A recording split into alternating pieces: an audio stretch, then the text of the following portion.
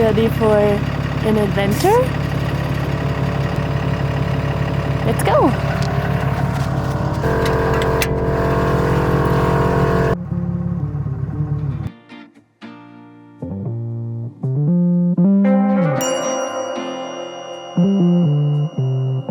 Here comes the sun! It's so pretty!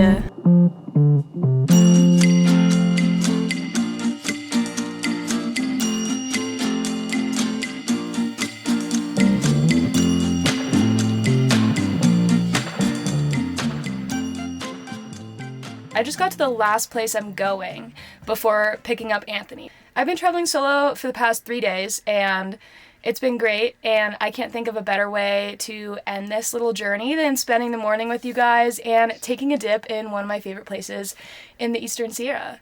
Before I do that, my fridge shut off in the middle of the night because of the wind. It blew out the propane flame. And starting this fridge alone, because there's not like a self-starter button, or it's broken or something, this is what I'm doing. I'm literally taping this like that. And then I have to go out and light it. I do not think that tape is gonna hold long. This is what I have to do.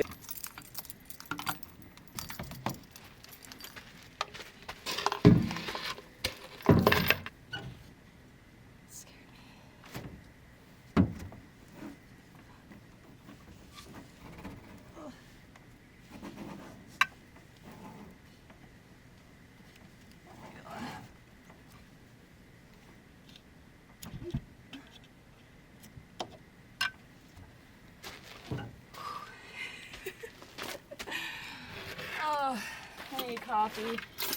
Alright, I am slightly bundled up just because it's not the warmest.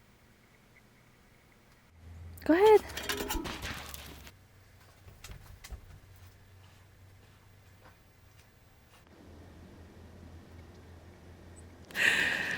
Well, guys, I have about 10 neighbors. I didn't expect that. I want them to go after Stanley. Look at that.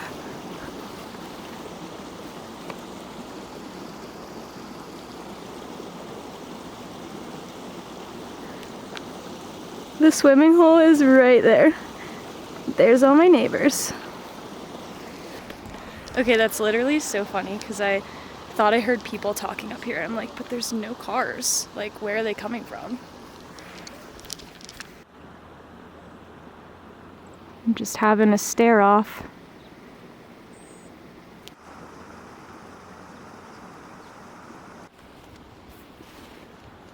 Goodbye. I will share it with you. You guys don't have to run away. There's one lone cow. Oh, I feel like he's scared because he's stuck on the other side. Literally going through the stream. Oh my goodness.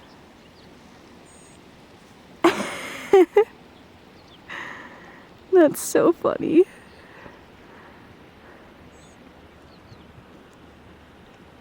Hi. Stanley's not gonna herd you. He's a herding dog, but he's not that type of herding dog.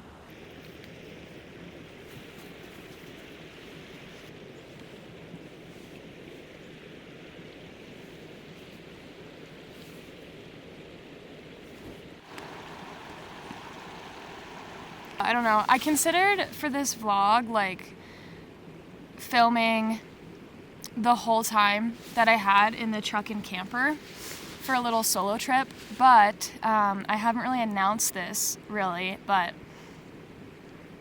as you probably know, if you've been following along on our journey, we have a 1971 camper. We spent 2.5 years renovating it, and we've been on the road full time since last June. So a year and June, July, August, almost a year and 3 months. And it has been the best time ever, but with life, with van life especially, I feel like there's really, really high highs and really low lows. Unfortunately, our camper is just not meant for off-roading or doing the things that we like to do and pushing it through like we take it into Colorado in the middle of winter and do all these things. It's just not meant for that, and it's really showing some wear and tear. Like, we've been pretty stationary this summer trying to come up with a plan because of that.